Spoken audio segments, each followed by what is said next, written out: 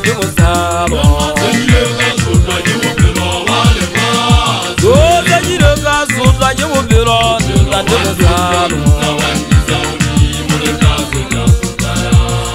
Zanyile ka sutla ke bophelo ntate Mosaba Zanyile ka sutla ke bophelo ntate Mosaba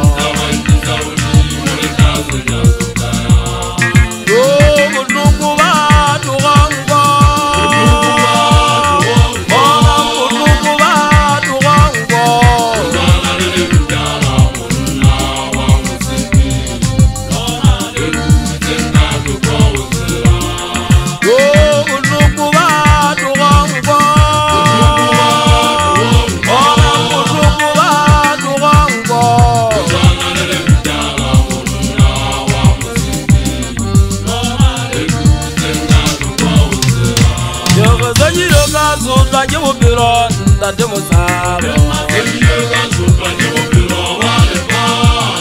Zanyile ka sutla ke bophelo ntate Mosaba Zanyile ka sutla ke bophelo ntate Mosaba Zanyile ka sutla ke bophelo ntate Mosaba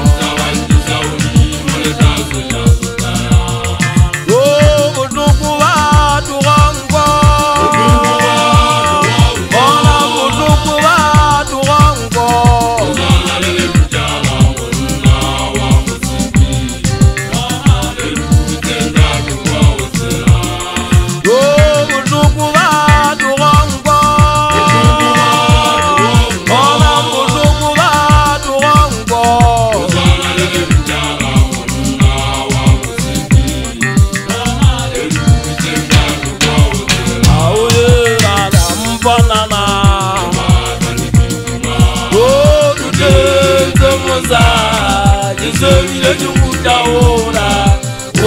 Mpumalanga Yembo bukurukwane Jaziba jamaganyane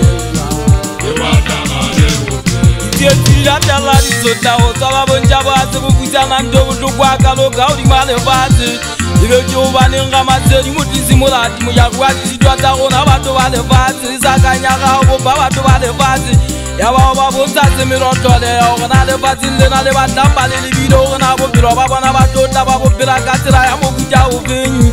Kibu ache na uwane kise kile miwoko Bopiro baka kibu jebisa kiabenze bitile mboga ugao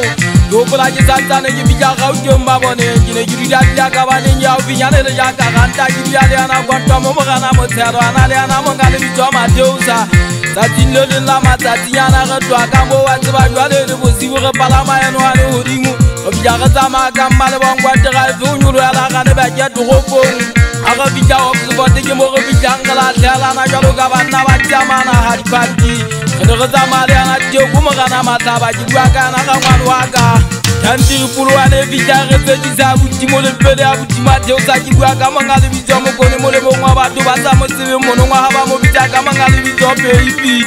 Kejene kwa na morene reatela Tengese kaka kawide dikoto koto Kile katela jalo kaba ya babiru Atiba haizwa kamesi Mubane kine kibona ore mama Tiadi sele kese kia jabela haupinyane Udambizo la batu babu andi jaba Serenye furang hawa sebake Sonta babu hona babu hwane Buhuru baba na bane nsebare Hello ntate Utata neng hai Me unje tise ore wena haule khaute mono Oja di febe Jukupa untala di febe man Yoruna Yega saja hana jala Tola taba tempiri ya dinse moga Ole satile jabane le jala Nyibe umakaswa jimboga na motero Taba ore venda doa na revisore Audi mole tasi Wado wabanyi Sime jalo kale umole sabido Ntoko siki waloka hale kule Kiana karo malapa Bobona munda Yega jesanzane Jinyolo saji Audi mole tasi Kia tala Wana taka di mane mpoko Chala jesanzane